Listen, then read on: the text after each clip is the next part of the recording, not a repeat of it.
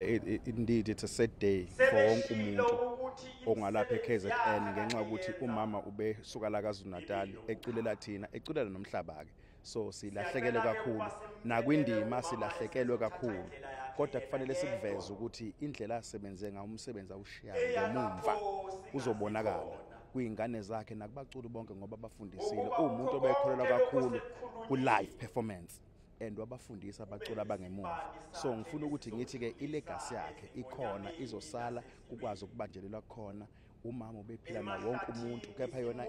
indima yonke kaMaskandi ilimele kodwa indlela asebenze ngayo kuzongabonakali kangako ngenxa ukuthi kuzokwazi ukuthi kubanjelele kuyifundiso zakhe kubaculi ababeza ngemuva baqhubeke bayibambe umculo kaMaskandi ungafi ngoba sihlanganiswa into eyodwa ukuthi umculo kaMaskandi masaphila thina ungafi.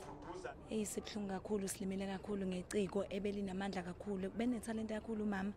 sithi akalale ngokuthula uyibekile induku ebandla usebenzela umhlaba nathi sibukela kuye kunamanje